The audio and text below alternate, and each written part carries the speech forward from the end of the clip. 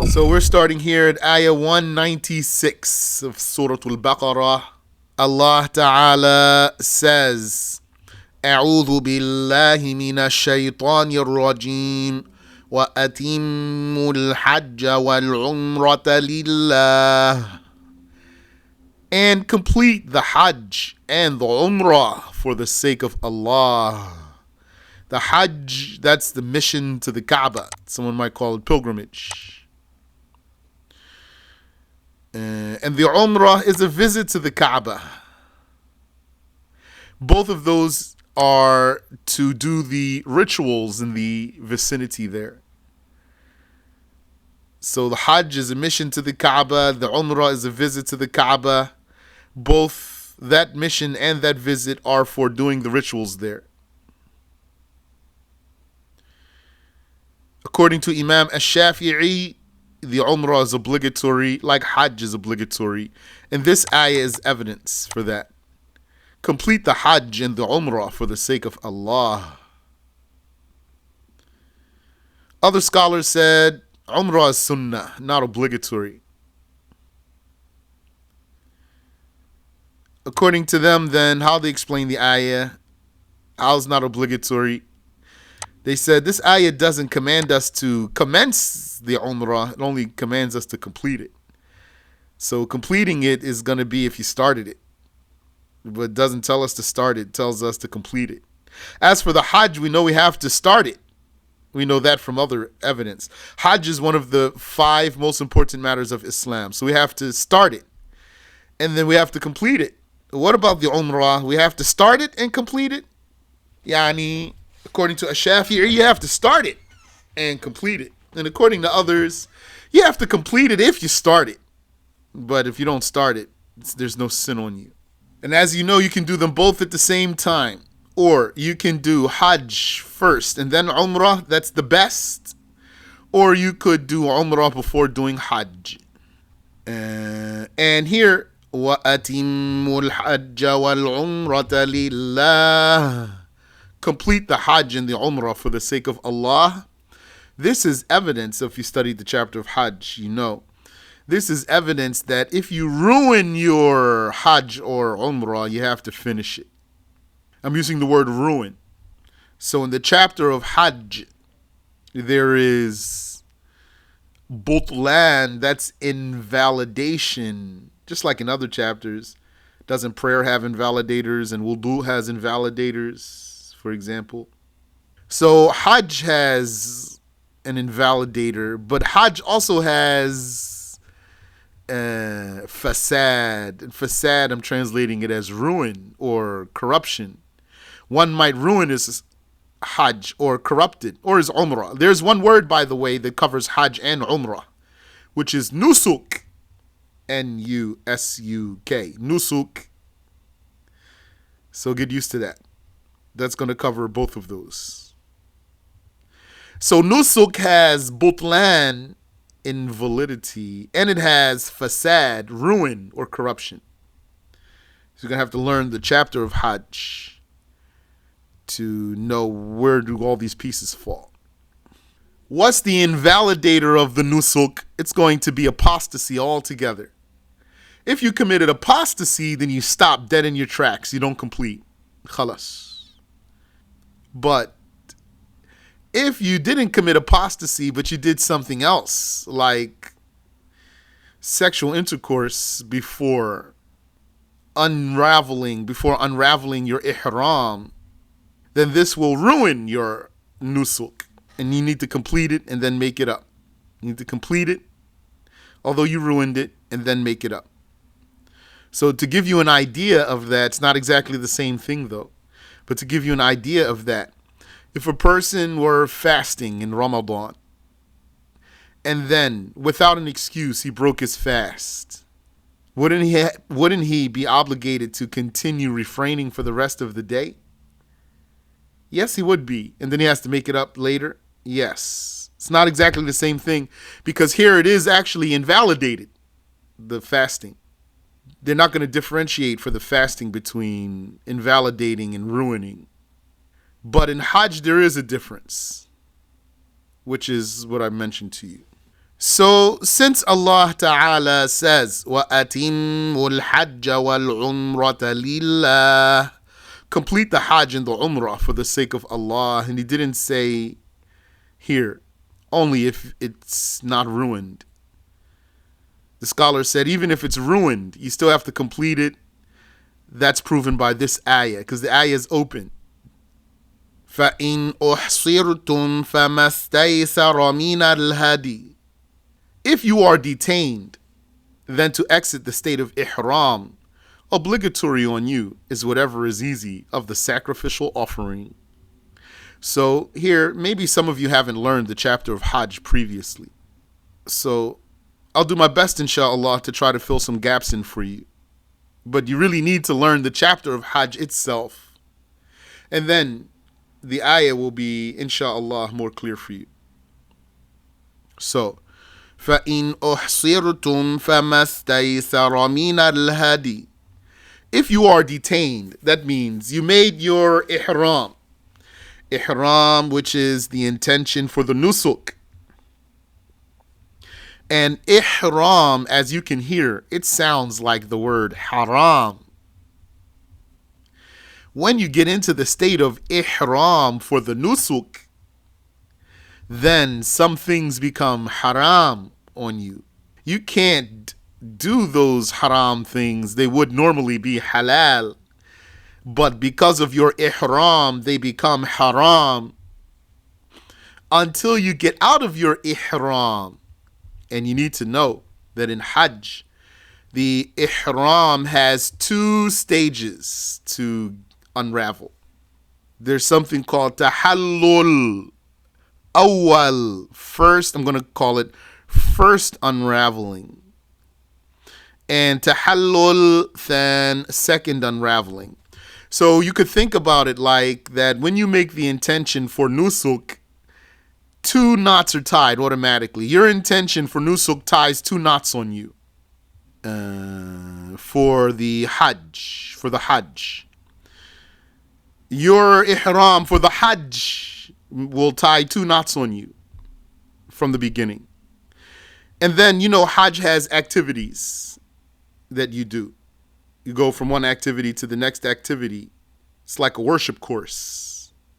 Instead of the word obstacle, I'll take the word obstacle out and put worship there. It's like a worship course. You go from this activity to this activity to this activity.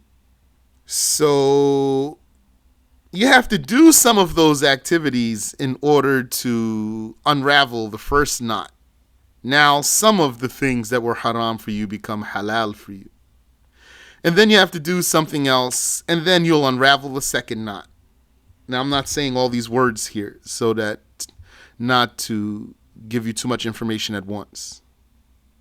But Hajj has number of activities, being at Arafah, making tawaf around the Kaaba, making sa'i between the mountains, shaving or trimming the hair, throwing at the stations, the 3 stations, spending the night at Muzdalifah, spending the night at Mina. So you're going to make your ihram, your intention for the nusuk, for the Hajj. That's going to tie 2 knots on you automatically. You're going to do some of those activities. That's going to undo 1 knot for you. Then some of the things that are haram for you become halal. And then you're going to do something else. And then that's going to unravel both knots for you. Now you're halal again. So as long as you're not in a state of ihram, you are halal. You are halal. You can call yourself halal or another person halal. You're halal because you're not in a state of ihram. And if you are in a state of ihram, you can call that person haram. So it'll be valid to say you are haram. That means you're in a state of ihram. Or I'm haram, meaning I'm in a state of ihram.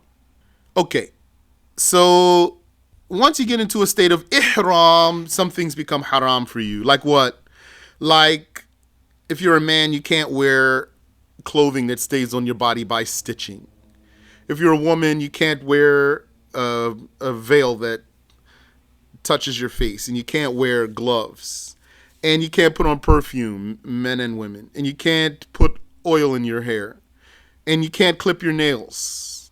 And other things that are haram. You can't get married. You can't be intimate with your spouse. And you cannot hunt certain types of animals. All these things become haram on you because of the ihram. So when you do some things, it's going to unravel one of those knots for you. So then some of what's haram for you becomes halal again. Then you do something else, it will unravel both of those knots for you, and now everything becomes halal for you again. You're out of ihram. You're now halal again. So I said all that because I want to explain for you what's coming here. So what happens? A person would make ihram and then embark on his journey. Or he would start his journey, and before getting into the sacred territory, he will make his intention for ihram and get into the state of ihram. Yani he will become haram or muhrim. Maybe if I say haram, that's easier. He will become haram. Okay. So what if you get stopped though and you can't make it to the sacred territory? How are you going to become halal? So Allah says, فَإِنْ أُحْصِرْتُمْ فَمَا اسْتَيْسَرَ مِنَ الْهَدِيِ. If you are detained, then to exit the state of ihram, obligatory on you is whatever is easy of the sacrificial offering. A camel, a cow, a sheep, or a goat.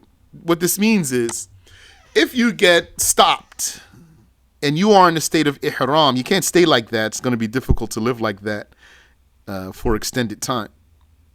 Never clipping your nails, never greasing your hair, never putting on lotion or balm, and never cutting your hair, for example, and never being with your spouse or getting married. So you need to get out of the state of ihram. You can't stay like that. And it's not enough just to quit. You can't just quit. You're going to stay in the state of ihram unless you do something. So Allah told us what to do here. فَإِنْ أُحْصِرْتُمْ فَمَا اسْتَيْسَرَ مِنَ الْهَدِيِ. If you are detained, then to exit the state of ihram, obligatory on you is whatever is easy of the sacrificial offering. And this means also, though, that you shave. So to get out of the state of ihram because of being detained, you're not going to make it to the haram now, khalas. So where you are, wherever you got detained, sacrifice an animal, slaughter a sacrifice, and shave your hair or trim it with the intention, you need to have the intention, with the intention to get out of the ihram. And then as a detained person, this will get you out of your ihram and you become halal again. وَلَا تَحْلِقُوا رُؤُوسَكُمْ حَتَّى يَبْلُغَ الْهَدِيُّ مَحِلَّهُ. And do not shave your heads to exit ihram until the offering reaches its destination. So there's some details there that I didn't study well enough to give you some good details. So I'm going to keep moving here. فَمَنْ كَانَ مِنْكُمْ مَرِيضًا أَوْ بِهِ أَذًى مِّن رَأْسِهِ فَفِدْيَةٌ. Then whoever among you were ill, sick, or had an ailment in his head like he has lice, then obligatory on him if he shaves before the midnight of the Eid is an expiation. Meaning, so a person, he became haram. He became haram. And then he had a problem. So he needed to shave his head like he has lice. It's haram to shave your head before the time. So because of ihram, some things become haram on you. That's clear for you. And amongst them is shaving your hair. There's a lot of details there. Which hair? So I'm not going to go into all the details. I'm keeping it simple, inshallah. Among them is shaving your hair. That's haram. And then you might say, but I thought it's an integral of the nusuk to shave your hair. How's haram to shave your hair if it's a nusuk? Yani, if it's a worship to shave your hair, how's that? The answer is that because there's a time that comes in. Once the time comes in, then you can shave. So here, فَمَنْ كَانَ مِنْكُمْ مَرِيضًا أَوْ بِهِ أَذًى مِنْ رَأْسِهِ فَفِدْيَةٌ. Any one of you who were sick or has an ailment in his head. So what this means is, then he needed to shave his head because of this ailment. But it wasn't time yet. He was in a state of ihram. He was haram. And it wasn't time to shave. It was before time, ahead of time. But he needed to. So he did so. Then, فَفِدِيَةٌ. Then he has to pay an expiation. Because the Hajj, yani the Nusuk, has what's called dam. Dam means blood. And what's meant here is a sacrifice. Or sometimes not to sacrifice. When I say sacrifice, I mean slaughter an animal. Sometimes not to sacrifice, but sometimes it's going to be fasting. And sometimes it's going to be feeding grains, giving grains as food. All that has its rules. So that's why you want to learn Hajj. You need to learn fiqh actually. You need to learn the chapter of Hajj actually, not just the tafsir of the ayah. If you learn the chapter of Hajj and then you learn the ayah, then it's so much clearer for you. But if you try to learn the ayah, you try to learn Hajj from the ayah alone, it's not maybe going to be so easy for you. So Hajj has fidya, expiation.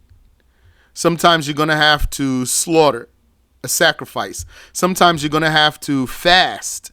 Sometimes you're going to have to feed the poor with grains. Sometimes this has a sequence that you must observe, and sometimes you have a choice which one you can do. This one who has an ailment in his head and then he shaved before the time came in. He shaved ahead of time. He has to pay this fidya. Why? Because he did something that's haram. Doesn't mean he committed a sin. No, he has an excuse. This one has an excuse. But nevertheless, he still did though. He still did what is in itself haram. So the expiation is still going to apply to him. But at least he had the excuse to do it and he's not sinful for doing it. So had someone else without an excuse shaved his head ahead of time or shaved ahead of time. So shave the head or shave anything. We'll keep it simple. Or shave, or could be any way of removing the hair. We'll keep it simple too. So we'll just keep it simple here. So this one who had an excuse, he can shave ahead of time. The one who didn't have an excuse, if he were to shave ahead of time, then he's going to have to fulfill this expiation. The one who had an excuse, he has to fulfill the expiation too, but at least he's not sinful. فَمَنْ كَانَ مِنْكُمْ مَرِيضًا أَوْ بِهِ أَذًى مِنْ رَأْسِهِ فَفِدْيَةٌ.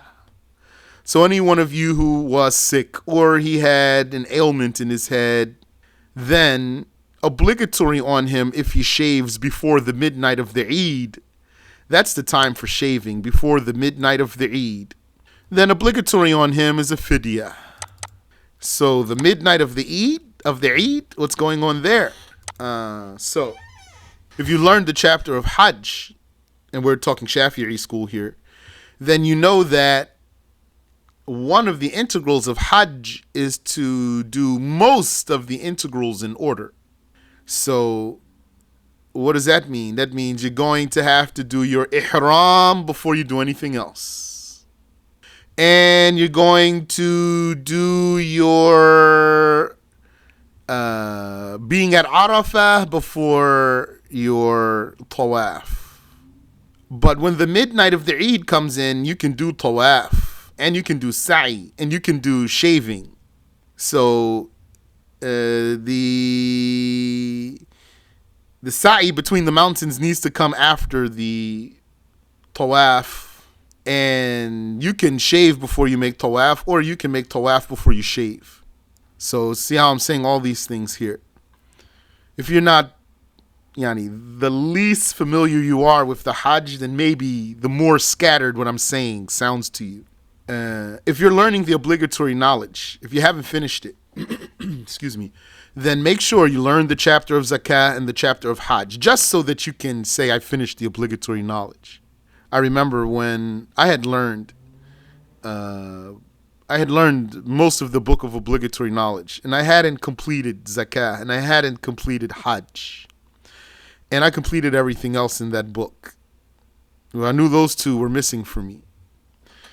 And then, alhamdulillah, praise be to Allah, He enabled me to take those 2 chapters. Yani, just to finish them, even without mastering them. But at least to take them, to hear them, and to finish that. Yani, as far as obligatory. So, when the time of shaving comes in, then you can shave. And you can do other things too, because that time is a time for other things too.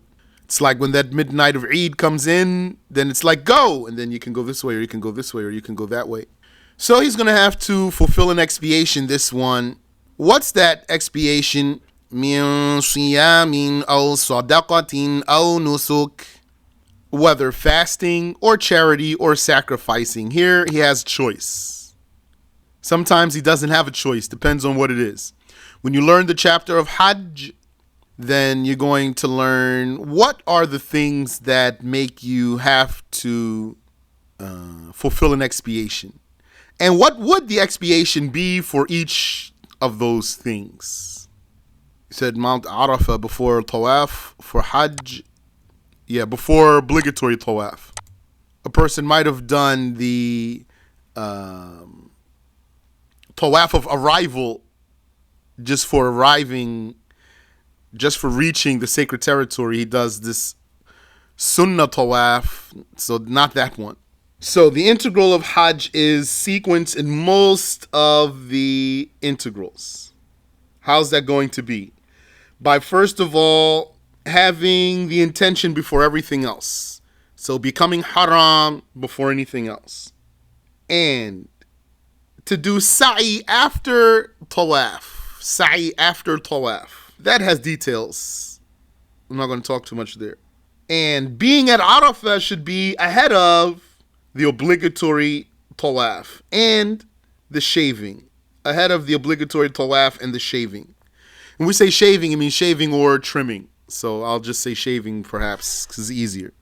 So that's the order in most of the integrals for Hajj. So when, can I share with you what makes a person have to fulfill an expiation? Yes.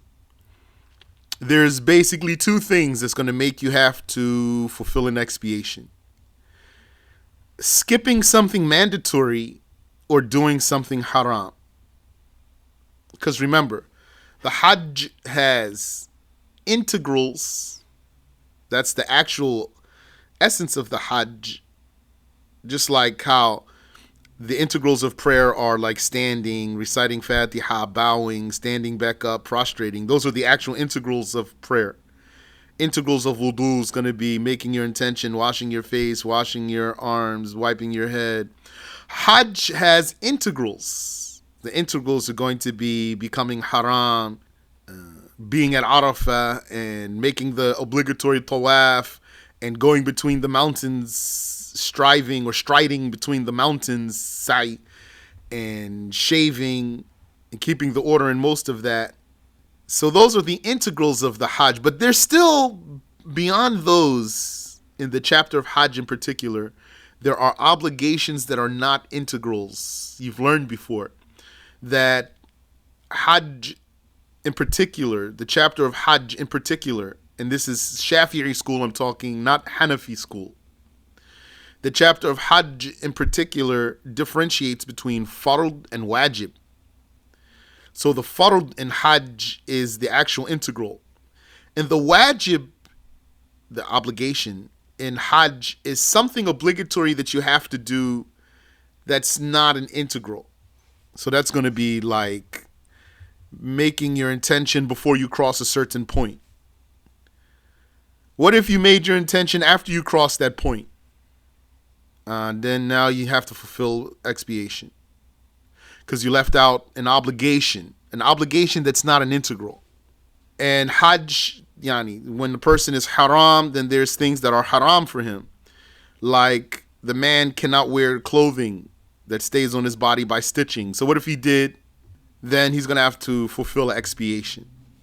So you're going to fulfill an expiation in Hajj when you skip an obligation that's not an integral, or when you do something that's haram because of being haram, a muhrim, فَإِذَا أَمِنْتُمْ فَمَنْ تَمَتَّعَ فَإِذَا أَمِنْتُمْ فَمَنْ تَمَتَّعَ بِالْعُمْرَةِ إِلَى الْحَجِّ فَمَا اسْتَيْسَرَ مِنَ الْهَدِيِ. Then, when you are safe, then whoever enjoys the prohibitions of ihram by completing the umrah until making ihram for the upcoming hajj, then on him is whatever is easy of the sacrificial offering. Here, when you are safe, then, like, let's say, it's normal circumstances, then whoever enjoys the prohibitions of ihram by completing the umrah, meaning someone made umrah before making hajj, so he became haram by making the intention for umrah, and then he did all of his nusuk, and then he became halal again before making hajj. There's a hajj coming. That means if he's going to make hajj, he's going to have to become haram again. So whoever enjoys the prohibitions of ihram by completing the umrah and getting out of ihram, becoming halal again, until making ihram for the upcoming hajj that's afterwards, so then he becomes haram again for hajj. فَمَا اسْتَيْسَرَ مِنَ الْهَدِيِ. Then on him is whatever is easy of the sacrificial offering. He also needs to slaughter a sacrifice, but he didn't do anything haram here. But because of his advancing the umrah ahead of the hajj, he has no sin here, but he's going to, in this case, do slaughter a sacrifice. فَمَنْ لَمْ يَجِدْ فَصِيَامُ ثَلَاثَةِ أَيَّامٍ فِي الْحَجِّ وَسَبْعَةٍ إِذَا رَجَعْتُمْ. Whoever does not find any offering, a sacrifice to offer, then obligatory on him, if it were the 6th or 7th of Dhul Hijjah, is fasting for 3 days during the Hajj, and 7 when you have returned. تِلْكَ عَشَرَةٌ كَامِلَةٌ. Those are a complete 10. So what is this talking about here? So the Hajj, being at Arafah, starts on the 9th of Dhul Hijjah at Dhuhr time. So the 9th of Dhul Hijjah at Dhuhr time, you could be at Arafah. And then the time of Arafah goes from Dhuhr and then covers Asr and Maghrib and Isha all the way until Fajr. So from Dhuhr until Fajr, all of that is the time for Arafah. So that's the 9th, Dhuhr time, the 9th of Dhul Hijjah. Then Maghrib comes in. That's the 10th of Dhul Hijjah. That's Eid. That's Eid right there. So the 10th of Dhul Hijjah, that's Eid. You can't fast on the Eid. So 10th is excluded from fasting. And then you have 11, 12, and 13. 3 days of Tashriq after that. You can't fast on those days either. So that's 4 days in a row you can't fast. 10, 11, 12, 13. Okay. So this ayah says, فَمَنْ لَمْ يَجِدْ فَصِيَامُ ثَلَاثَةِ أَيَّامٍ فِي الْحَجِّ وَسَبْعَةٍ إِذَا رَجَعْتُمْ. Whoever does not find any offering, then obligatory on him, if it were the 6th or the 7th of Dhul Hijjah, in order for this to work, in order for what's in the ayah to work. Since we know that there's some days you can't fast at all for sure, completely invalid.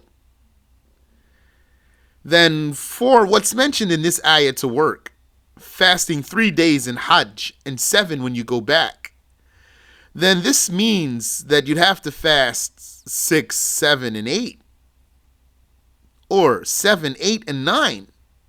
Then you wouldn't be able to fast 10, 11, 12, and 13, and then you could fast 7 more days after that. So, فَمَنْ لَمْ يَجِدْ فَصِيَامُ ثَلَاثَةِ أَيَّامٍ فِي الْحَجِّ وَسَبْعَةٍ إِذَا رَجَعْتُمْ. Whoever does not find any offering, then obligatory on him, if it were the 6th or the 7th of Dhul Hijjah, is fasting for 3 days, 6, 7, and 8, or 7, 8, and 9, during the Hajj. And then 7 when you have returned. So then, if it's neither of those, if it's not the 6th or the 7th of Dhul Hijjah, that means you're not going to be able to get your 3 days in. So then what do?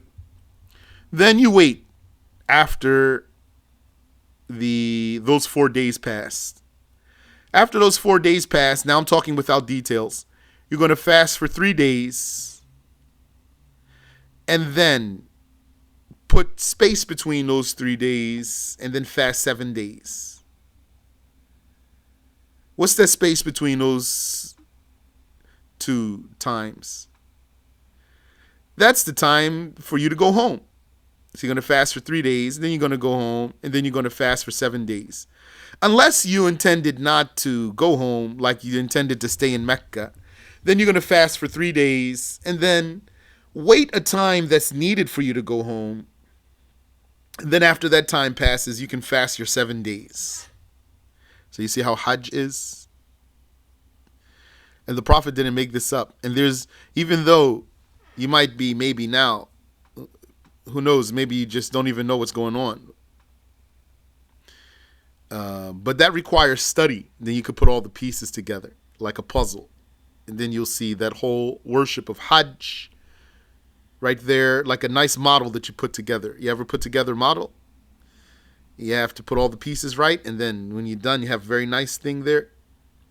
So that's how you're going to understand the Hajj. You want to see that model at the end, you have to put all the pieces together right. That's going to require your study. But even with all these pieces, even if you don't know what I'm talking about, this is something that Prophet Muhammad didn't make it up. And no human made it up. There's no contradiction in here. There's nothing really confusing in here. You just need to know how to put the pieces together.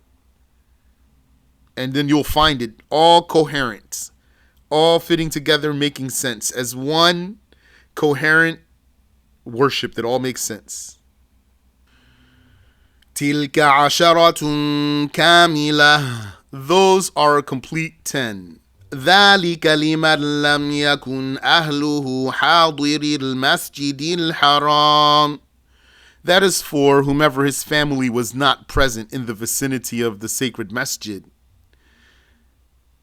Because if his family were present in the vicinity of the sacred masjid, means he's not going to go home. He's going to stay there. That's the intended meaning here. So this one, then, he's going to do what I already described to you. He's going to fast 3 days.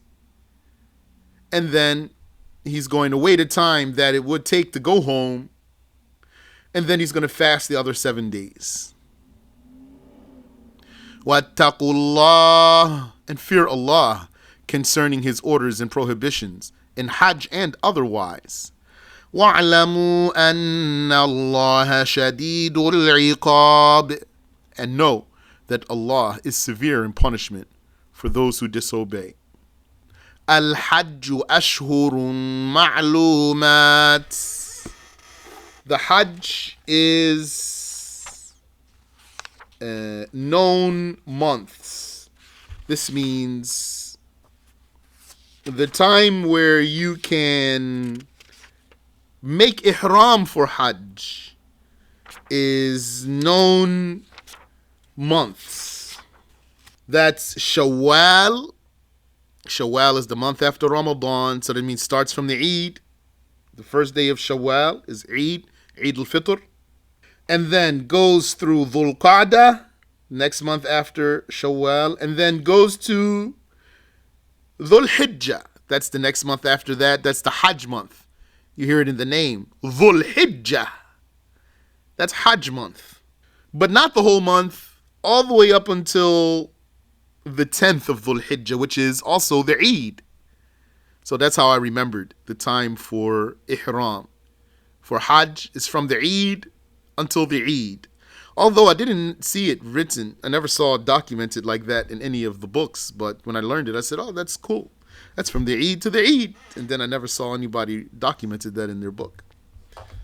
So if you don't remember those months, at least you can remember that. From the Eid until Eid, all that's the time you can make intention for Hajj. As for Umrah, you can make intention for Umrah any time of the year. فَمَنْ فَرَضَ فِيهِنَّ الْحَجَّ فَلَا رَفَثَ وَلَا فُسُوقَ وَلَا جِدَالَ فِي الْحَجِّ. So whoever obligated himself during those months to perform Hajj because he made himself haram, now he has no way to get out of that until he performs the nusuk, to unravel those two knots. فَلَا رَفَثَ وَلَا فُسُوقَ وَلَا جِدَالَ فِي الْحَجِّ. Then there shall be no intercourse, nor major sin, nor quarreling during the Hajj. And whoever completes his Hajj without committing a single major sin, then he will come out of there like the day his mother gave birth to him. That means Allah will forgive him of all of his sins. All of them, big and small. That's a merit that Hajj has that even obligatory prayer doesn't have, although obligatory prayer is better than Hajj. In fact, none of those major issues of Islam have this merit. Not the obligatory prayer, nor the obligatory fasting, nor the zakah. None of those, doing any of those, not by doing any of those will a person be forgiven of all of his sins, big and small. That's a merit for the Hajj. It doesn't mean that Hajj is better than those others. It just means it has a merit.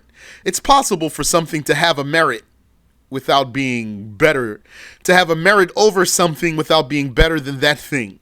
That's possible. Just like Al-Khadir, didn't he know something that Musa didn't know? He knew something better than Musa did. Doesn't mean that he's better than Musa because he had a specialty. Musa's still better than him. Alayhi salatu wassalam. Alayhi mas salatu wassalam. وَمَا تَفْعَلُوا مِنْ خَيْرٍ يَعْلَمْهُ اللَّهُ. And whatever you do of good, such as saying the good and being mannerly and agreeable, Allah knows it and will reward you for it. وَتَزَوَّدُوا فَإِنَّ خَيْرَ الزَّادِ التَّقْوَى. وَتَزَوَّدُوا فَإِنَّ خَيْرَ الزَّادِ التَّقْوَى. And take provisions for your journeys, for surely the best provision is being on guard from being a burden on the people, because you're broke while you're on the road. He said, does this mean if a person commits a major sin or gets into a fight on Hajj, their Hajj has no reward or is invalid? No, it doesn't mean that. I haven't heard any of those things, but doesn't mean that. But if he commits a major sin during his Hajj, then he's not going to attain that merit of being forgiven all of his sins, big and small, so that he would be like the day his mother gave birth to him. وَاتَّقُونِ يَا أُولِي الْأَلْبَابِ. And fear me, O those of intellects. Let's stop there.